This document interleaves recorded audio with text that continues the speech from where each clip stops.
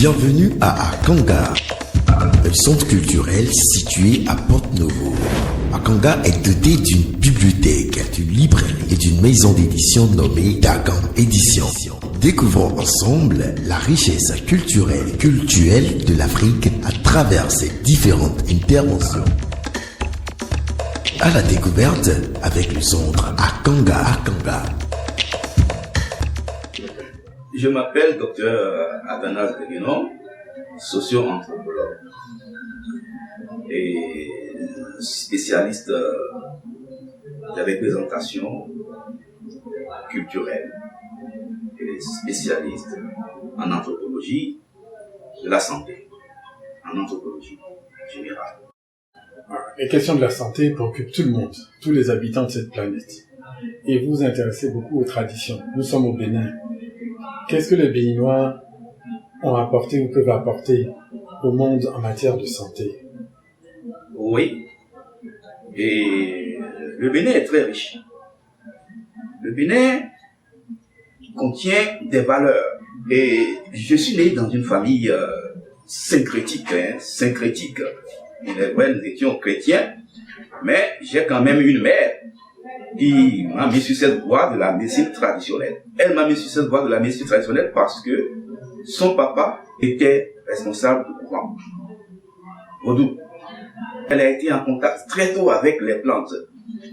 Et nous avons vécu à Adjoum, spécialement à Framboui-les-Mains, où vraiment les forces Dans le Bénin. Les forces négatives qui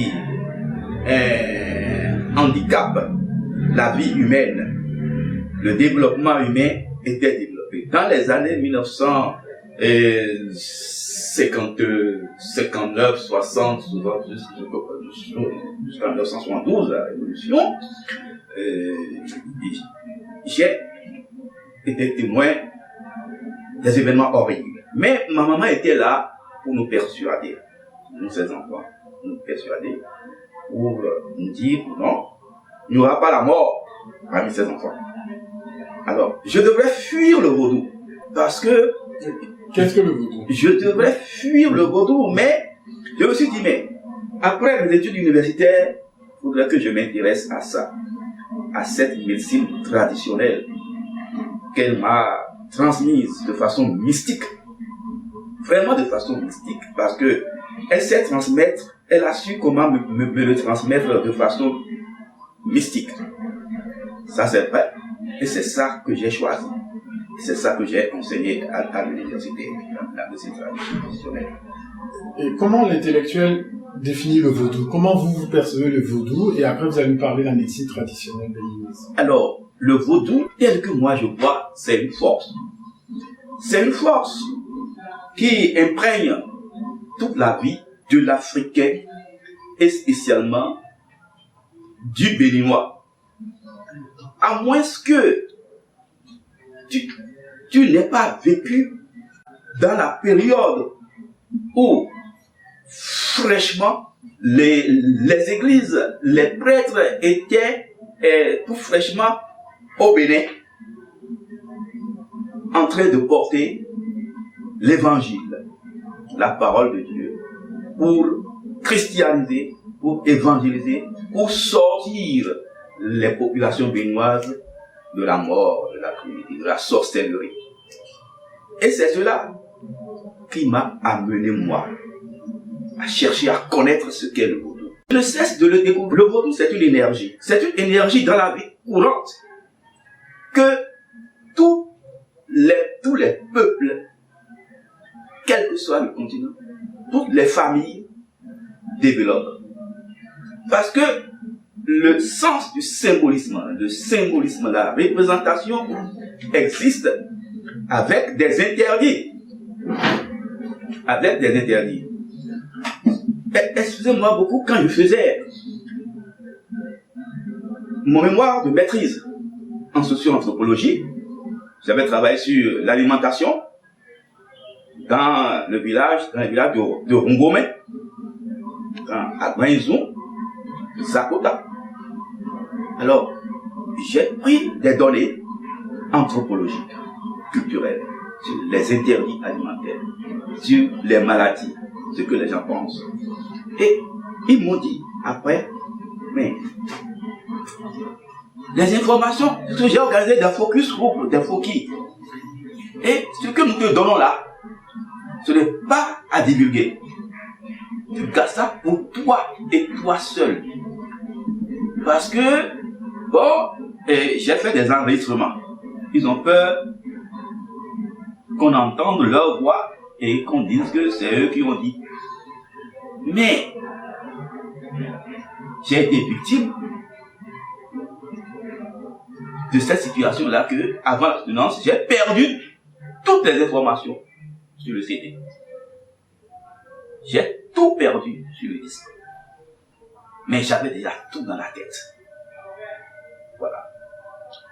Donc quand ils disent quelque chose, il faut suivre. Comment ils sont arrivés à récupérer ces documents-là, je ne sais pas. Ces informations-là. Ils m'ont dit ça, hein, que je ne pourrais pas transmettre ça. Et je ne peux pas aussi dire comment on arrive à soutirer le sang chez les enfants, donc des tas de trucs. Je ne peux pas le dire comme ça. Et c'est là que j'ai su que vraiment la sorcellerie existe. Base de vaudou. Ça existe. Voilà. Est-ce que vous êtes satisfait un peu de l'existence du vaudou et de ses manifestations? Quand on te confie au vaudou, vaudou s'occupe de toi. Vaudou s'occupe de toi proprement. Quand on dit que le goût, on confie quelqu'un au goût là, au vaudou goût, mais c'est très grave. C'est très grave parce que le vaudou goût ne fait pas bon ménage, hein, si tu enfreins aux lois là, aux lois du vaudou, mais le vaudou goût va régler ton compte. Si tu es voleur et qu'on te confie au vaudou goût, le vaudou goût va régler ton compte, hein. Il n'y a pas le pardon comme ça là. Il n'y a pas le pardon comme ça. Qu'est-ce que vous dites aux gens qui pensent que le vaudou c'est le mal seulement? Le mal. Ou la sorcellerie. Mais le vaudou ne veut le mal de personne. L'esprit vaudou est un esprit de bien. Mais nous utilisons le vaudou pour le mal. C'est ça la différence, hein. Si on te confie au vaudou, lorsqu'on a volé mon portable, le chef du village m'a dit, mais il faut donner la personne au vaudou parce que c'est son neveu qui a volé le portable. Et lui me dit de le confier au vaudou. Donc moi, je suis allé le voir pour qu'il m'aide à récupérer mon portable. J'ai dit, si je le confie au goût là, il règle son problème. Les gens vont m'éliminer dans le village. Parce qu'ils sauront que c'est à cause de ça. C'est ça. Donc, si tu commets une bévue et qu'on te confie au goût là, le goût règle ton problème. Voilà. C'est le jugement sur terre. Il n'y a pas la clémence. On a commencé à parler de la santé. Oui. Et vous avez parlé de Haman. Oui. Donc, qu'est-ce que Haman?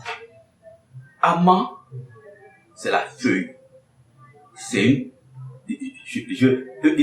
c'est Dieu. On dit Dieu a créé, Dieu a créé. Je crois, mais ce n'est pas ça. Je suis biologiste, je suis un scientifique. Je ne sais pas comment le monde est venu. Hein. Il y a l'individu avant la société, ou la société avant l'individu, mais je sais que je suis né un jour seul. J'ai vu les autres. Mais Haman, c'est une réalité. C'est les feuilles qui existent comme la terre, le ciel. Hein? Et Haman, c'est des ressources. Haman, c'est une ressource au profit de l'homme. Ce n'est pas une ressource pour détruire l'homme. C'est une ressource au profit de l'homme. Haman intervient dans la santé. La santé par Haman. Haman. Et donc, Amano Vodoume. Vodun à maman. Symétrie. Amando, vodun à maman. Mon Dieu, kudo à maman. Mon Dieu, kudo, vodun. Donc, il faut concevoir la vie comme un système d'équilibre. Équilibre entre les éléments de la nature et l'homme. L'homme doit être en équilibre avec les éléments de la nature pour être en bonne santé. Lorsque l'équilibre là est rompu, il peut y avoir la maladie et qui aura pour conséquence la mort. Amant, c'est une ressource matérielle et aussi une ressource mystique. Ressource matérielle parce qu'on peut l'utiliser comme aliment. On peut aussi l'utiliser comme médicament. D'ailleurs, les médicaments là que nous consommons à base des plantes là, c'est les alicaments. Et dans une plante, il y a tout. Il y a les éléments minéraux qui se développent dans les racines et qui progressent par osmose jusqu'au niveau de l'écorce. Au niveau des feuilles, il y a ce qu'on appelle des transformations par photosynthèse. Ce que je dis, c'est biologique, par photosynthèse, qui fabrique les éléments organiques. Les éléments organiques sont fabriqués au niveau des feuilles. Voilà. Ce qui fait, moi, ma richesse aujourd'hui, pour comprendre mieux la médecine traditionnelle, c'est ma formation de biologiste. Je suis biologiste au départ, avant de faire la sociologie, avant d'être chercheur. Et je comprends mieux le rôle de la biologie dans la compréhension même des médicaments que nous préparons. Voilà. Vous avez dit que bien manger, c'est se soigner. Bien manger, c'est se soigner. Manger bien, ce n'est pas manger beaucoup. Moi, je sais qu'à mon âge, je n'ai plus besoin de beaucoup manger. Mais même si je délaie de la farine avant de me coucher, je dors bien. Je n'ai pas besoin de me remplir le ventre. Bon, ce n'est pas parce que j'ai été menacé par des maladies, j'ai été opéré un certain nombre de fois. Je me connais et je sais quoi je vais manger. Et quand tu manges bien comme ça là, tu as la santé mentale surtout. Pour finir, vous allez nous dire un mot sur le Fa. Qu'est-ce que le Fa? Quel est son rapport aussi avec le vaudou, avec l'être humain? Le Fa. Et moi, c'est vrai, je me suis intéressé au Fa parce que mon grand-père maternel était spécialiste du Fa à Aouin. Et Aouinbi, c'est purement animiste au départ. C'est là où il y a les vaudous. Et le Fa, c'est un outil. Et le Fa. C'est-à-dire quoi? Le Fa doit amener l'homme à développer la quiétude, à savoir ce qui est en dessous de la maladie. Si la maladie est naturelle, c'est possible. Elle sera traitée naturellement. Si la maladie est provoquée, elle sera prise en tant que telle.